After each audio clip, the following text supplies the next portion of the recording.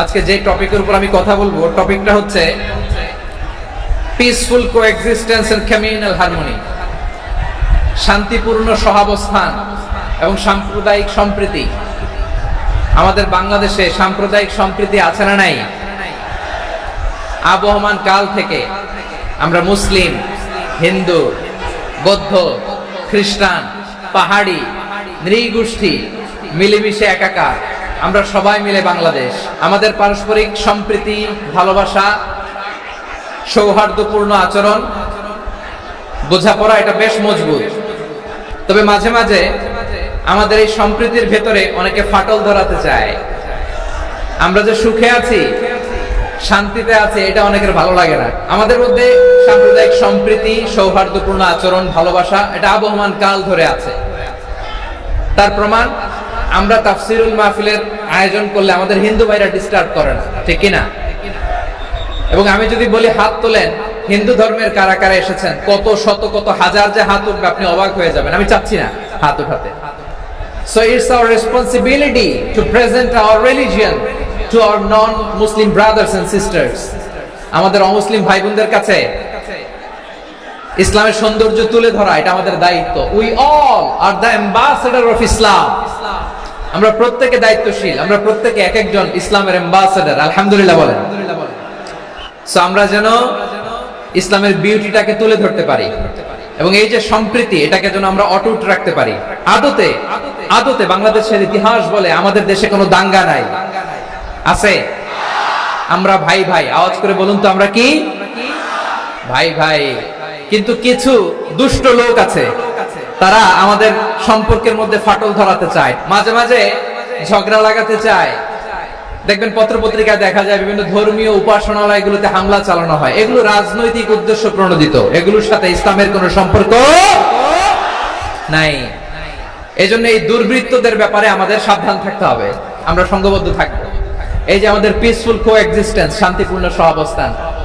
যেদিন হিন্দুদের পূজা অনুষ্ঠান, আমরা ওই দিন তাফসির মাহফিল করি না, ঠিক কিনা বলেন?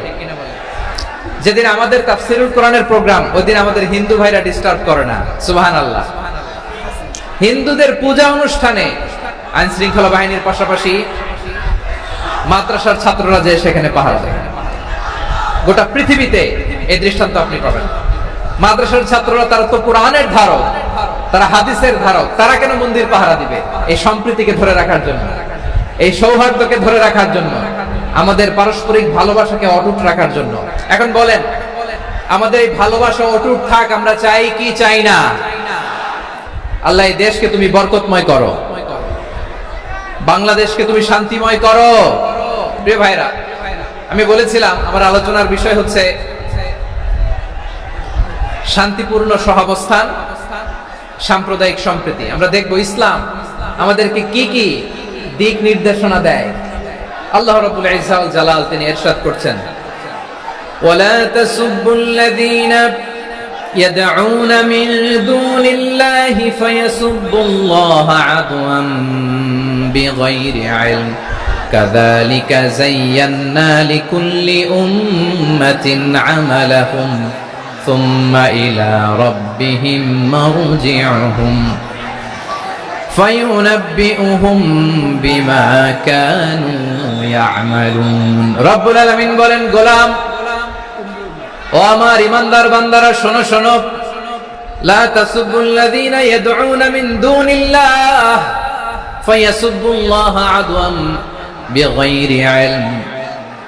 ও আমার বিশ্বাসী বান্দারা, যারা আল্লাহকে ব্যতি রেখে দেব দেবীর পূজা করে, তোমরা খবরদার তাদের গালি দিও না। যদি ওই দেবতাদেরকে গালি দাও, তাহলে ভুলবশত, শত্রুতাবশত তারা তোমাদের রব আল্লাহকে গালি দেবে, ঠিক কিনা? তোমরা যদি তাদের দেবতাদের গালি দাও, ওরা রেগে তোমার আল্লাহরে গালি দিবে, তাহলে আল্লাহরে গালি খাওয়ানোর কারণ হয়ে গেলাম আমি। রব্বুল আলামিন বলেন, খবরদার দেবতাদেরকে গালি দিও না, তাহলে ওরা তোমার রব আল্লাহরে গালি দেবে। প্রতিটি জাতির জন্য তাদের কাজকে আমি আল্লাহ সুশোভিত করে রেখেছি, তারা সবাই একদিন আমার কাছেই ফিরে আসবে। এরপর আমি রব্বুল আলামিন তাদের আমলনামা তাদেরকে জানিয়ে দেব। সুবহানাল্লাহ পড়ে। তাহলে প্রিয় ভাইরা, ইসলাম আমাদেরকে শিখায়, সূরাতুল আনআমের 108 নম্বর আয়াত থেকে আমরা বুঝলাম কোন ধর্মকে ছোট করা যাবে না। অন্য ধর্মকে ছোট করা মানে ইসলামকে ছোট করা। আর অন্য ধর্মের দেবতাকে যদি আপনি গালি দেন, ওরা ইসলাম থেকে দূরে সরে যাবে। যাও ইসলামের প্রতি আকৃষ্ট হয়েছিল আর কোনোদিন ইসলামের ধারে কাছে আসবে না। আওয়াজ করে বলেন ঠিক কিনা? এজন্য কখনো কোনোদিন অন্য ধর্মের দেবতাদেরকে গালি দেয়া যাবে না। অন্য ধর্মের কোন দেবতাদেরকে আমরা গালি দিব না, গালি দিব না, বরং ইসলামের beauty, the beauty of Islam, ইসলামের সৌন্দর্যকে আমরা তুলে ধরব। আমরা যদি বিশ্বনবী সাল্লাল্লাহু আলাইহি ওয়াসাল্লামের জীবনের দিকে তাকাই, তাহলে আমি দেখব বিশ্বনবী সাল্লাল্লাহু আলাইহি ওয়াসাল্লাম মক্কাতে কিংবা মদিনাতে অন্য ধর্মের লোকদের সাথে খুব পিসফুলি লাইফ লিড করেছেন। হোক মুশরিক, হোক খ্রিস্টান, হোক ইহুদি, বিশ্বনবী সবার সাথে মিলেমিশে ছিলেন। আলহামদুলিল্লাহ বলেন। ইসলাম হচ্ছে পিসফুল রিলিজিয়ন। অন্য ধর্মের প্রতি সহনশীলতার সবক ইসলাম আমাদেরকে দেয়। কিন্তু প্রতিটি মুসলিমের এটা মনে রাখতে হবে, আল্লাহর কাছে পছন্দনীয় গ্রহণযোগ্য ধর্ম, জীবনাদর্শ একটি, সেটা হচ্ছে ইসলাম। এজন্য রব্বুল আলামিন বলেন, ইন্নাদ দীনা ইনদাল্লাহিল ইসলাম, আল্লাহর কাছে মনোনীত গ্রহণযোগ্য অ্যাকসেপ্টেড ধর্ম মতাদর্শ একটা, সেটা হলো ইসলাম। ইসলাম ছাড়া অন্য কোন ধর্ম যদি কেউ তালাশ করে, তার ওই ধর্ম আল্লাহ গ্রহণ করবে না। ومن يبتغي غير الإسلام دينا فلن يقبل منه وهو في الآخرة من الخاسرين. Whoever seek anything except Islam, that won't be accepted from him, and he will be loser in the day of judgment. কিয়ামতের দিন ইসলাম ছাড়া কেউ যদি অন্য কোন ধর্ম তালাশ করেছে দুনিয়াতে, তার এই মতাদর্শ গ্রহণ করা হবে না, and he will be loser, ক্ষতিগ্রস্ত, হাই হাই কোম্পানির ম্যানেজার। ওর আমও শেষ, সালাও শেষ।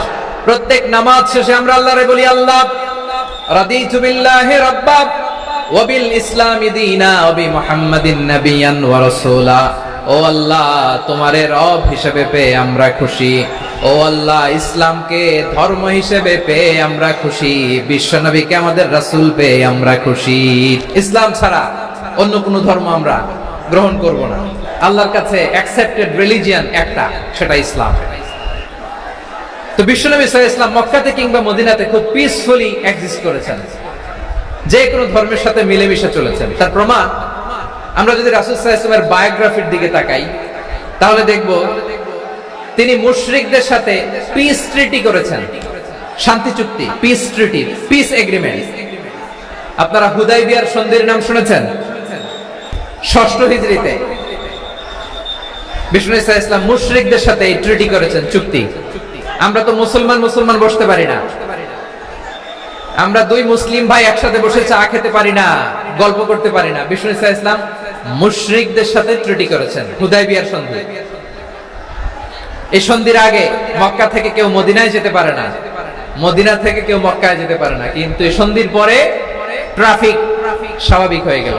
মক্কার লোকেরা মদিনায় আসতে পারে, মদিনার লোকেরা মক্কায় আসতে পারে। এটাকে বলে সুলহে Hudaybiyyah, the peace agreement of Hudaybiyyah, শান্তি চুক্তি।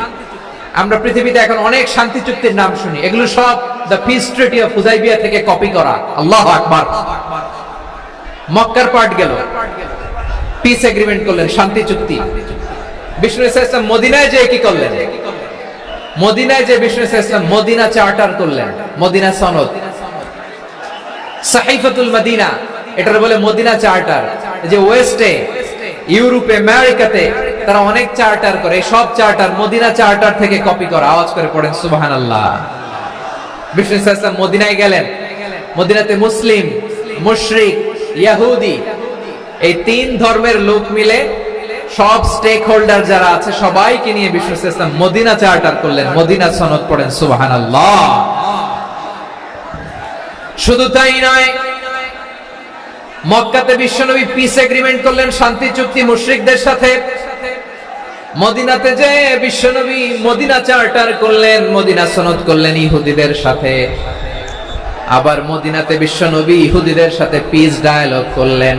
ইন্টারফেথ ডায়ালগ করলেন, আন্তধর্মীয় সংলাপ করলেন, যেই সংলাপের মূল ভিত্তি ছিল তাওহীদ।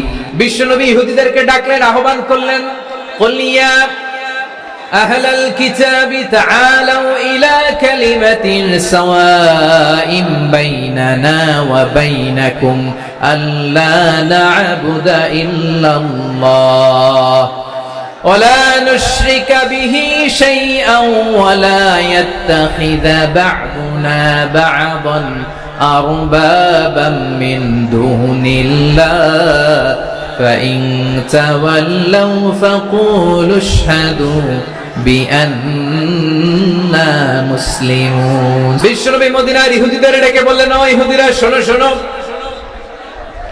আসো এমন একটা আদর্শের প্রশ্নে আমরা একত্রিত হই যে আদর্শের প্রচার তোমাদের নবীরাও করেছে, আমিও করি, যে আদর্শের কথা তোমাদের পবিত্র ধর্মগ্রন্থগুলোতে আছে, আমার কোরআনেও আছে, সেটা হলো তাওহীদ। আমরা এক আল্লাহ ছাড়া কারো ইবাদত করব না, আল্লাহর সাথে কাউরে শরীক করব না, আল্লাহ ছাড়া কাউরে রব মানব না। পড়েন সুবহানাল্লাহ। তাহলে আমার প্রিয় লালমনিরহাটের ভাইরা, মদিনাতে যে তিনি মদিনা চার্টার করলেন, মদিনা সনদ, পিস ডায়ালগ করলেন, শান্তির সংলাপ, ইন্টারফেথ ডায়ালগ করলেন, আন্তধর্মীয় সংলাপ, যার ভিত্তি ছিল তাওহীদ। তাহলে অন্য ধর্মের প্রতি সব সময় ইসলাম সহনশীল, টলারেন্স। যদি আপনি দেখতে চান ইসলামের নবী বিশ্ব নবীর দিকে তাকান, ঠিক কিনা বলেন? আমরা তো সংখ্যালঘুদের রাইটস প্রোটেক্ট করার জন্য কত আইন বানাই, কত বৈঠক করি, কত সংবাদ সম্মেলন করি। বিষ্ণু সাল্লাল্লাহু আলাইহি ওয়াসাল্লাম সংখ্যালঘুদের রাইটস এর ব্যাপারে, অধিকারের ব্যাপারে যে কথা বলেছেন, শুনলে আপনি অবাক হয়ে যাবেন। বিশ্বনবী বলেন, আলা মান যালামা মুআহাদান আও ইনতাকাসাহু আও কাল্লাফাহু ফাওকা তাআতিহি আও আখাযা মিনহু শাইআন বিগাইরি তিবি নাফসিন ওয়া আনা হাজিজুহু ইয়াউমাল কিয়ামা। খবরদার, জেনে রাখো, কেউ যদি কোনো সংখ্যালঘুর উপরে অত্যাচার করে, কোন সংখ্যালঘুর প্রাপ্য থেকে যদি কেউ কাউকে ঠকায়, সংখ্যালঘুর উপর যদি কেউ কষ্ট দেয়, কোন সংখ্যালঘুর সম্পদ যদি কেউ জোর করে কেড়ে নেয়, আমি কিয়ামতের দিন বিশ্বনবী ওই সংখ্যালঘুর পক্ষে আর ওই মুসলমানদের বিপক্ষে বাদী হয়ে দাঁড়াবো। আল্লাহু আকবার। আপনি নামাজি, আপনি মুসল্লি, আপনি হাজী সাহেব, তাহাজ্জুদ পড়তে পড়তে কপালে দাগ ফেলে দিবেন, আপনার প্রতিবেশী হিন্দু, ভাবছেন আমার তো পাওয়ার আছে, ওর জমিটা দখল করি। বিশ্বনবী বলেন, কিয়ামতের দিন ওই হিন্দুর পক্ষে তোর বিরুদ্ধে আমি বাদী হয়ে দাঁড়াবো। পৃথিবীর কোন ধর্মে এরকম স্টেটমেন্ট পাবেন? পাবেন? আপনি ভাবছেন আপনি নামাজ পড়লে হাজী সাহেব কপালে দাগ ফেলাই দিলে আপনি সেলসেলায় জান্নাতে চলে যাবেন না? খবরদার।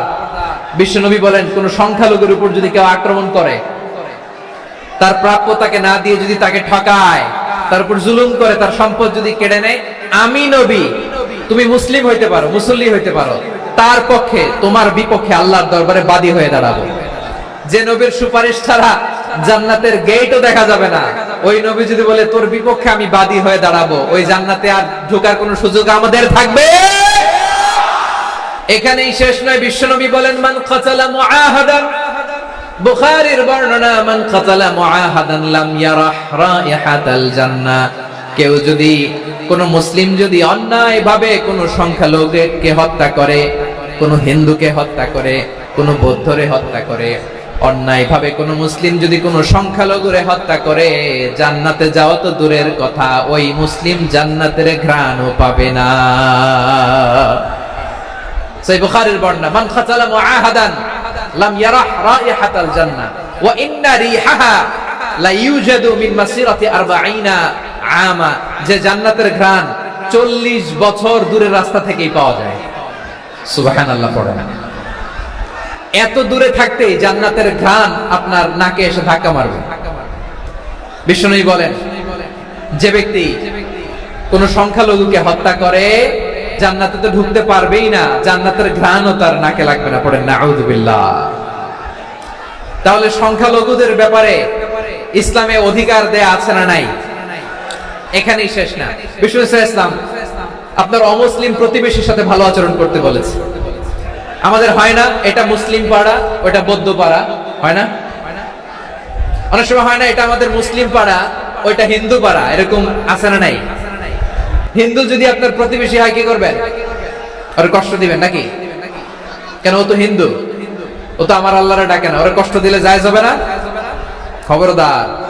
বিষ্ণু ইসা ইসলাম বলেন, মান কানা ইউমিনু বিল্লাহ ওয়াল ইয়াউমিল আখির ফালিউকরিম জারাহ, যে আল্লাহ বিশ্বাস করে আর আখিরাতে বিশ্বাস করে সে যেন প্রতিবেশীর সাথে ভালো আচরণ করে। সুবহানাল্লাহ। কলিজা জোড়ায় যায় না আমার নবীর কথাগুলো শুনলে? যে আল্লাহ বিশ্বাস করে, যে আখিরাতে বিশ্বাস করে সে যেন প্রতিবেশীর সাথে ভালো আচরণ করে। এখানে বলছে মুসলিম প্রতিবেশী বলছে, নামাজি প্রতিবেশী বলছে, আল্লাহওয়ালা প্রতিবেশী বলছে না। প্রতিবেশী আস্তিক হোক নাস্তিক হোক, প্রতিবেশী মুমিন হোক মুশরিক হোক, প্রতিবেশী হইলেই তার সাথে ভালো আচরণের দরকার আছে না নাই? বিষ্ণু ইসা ইসলাম ওনার ইহুদি প্রতিবেশীর বাসায় যেতেন। কোন প্রতিবেশী? ইহুদি। এক ইহুদি কিশোর বিষ্ণু ইসা ইসলামের খেদমত করতে, ইহুদি ছেলে আমার নবীর খেদমত করতো, তারা ছিল নবীর প্রতিবেশী। তো অনেকদিন হয় ইহুদি ছেলেটা আসে না। বিষ্ণুনবী খোঁজ দিলেন, ঘটনা কি? একটা ইহুদি ছেলে না আমার খেদমতে আসতো, ছেলেটা কই? খোঁজ নিয়ে জানলেন ছেলেটা অসুস্থ। বিষ্ণু ইসা ইসলাম ওই ইহুদির বাড়িতে চলে গেলেন ওই ছেলেটাকে দেখা করার জন্য, ভিজিট করার জন্য। সুবহানাল্লাহ পড়বেন না? গেলেন, যে দেখে ইহুদি ছেলেটা মুমূর্ষ, জান যায় যায় ভাব, বিছানায় পড়ে আছে, তার বাবা দাঁড়ানো। বিশ্বনবী তার মাথার পাশে বসলেন, মাথায় হাত বুলিয়ে দিলেন আর ছেলেটাকে বললেন, আসলিম, হে ইহুদি ছেলে, আসলিম, ইসলাম ধর্ম গ্রহণ করো। তো ছোট্ট ছেলে ভাবে আমরা ইহুদি, এখন ইসলাম ধর্ম গ্রহণ করলে আব্বা যদি বকা দেয়, ফানাযারা ইলা ওয়াজহি আবি, ছেলেটা তার বাবার চেহারার দিকে তাকালো, দেখে আব্বা কি কয়। আব্বা যদি বলে তাইলে ইসলাম ধর্ম গ্রহণ করব। ইহুদি ছেলেটা তার বাবার দিকে যখন তাকালো, ওর বাবা বলে, আতি আবুল কাসিম, আবুল কাসিম যা বলে তাই করো। আবুল কাসিম হচ্ছে বিষ্ণু ইসা ইসলামের একটা কুনিয়াত, উপনাম। আমার রাসূলের বড় ছেলের নাম ছিল কাসেম।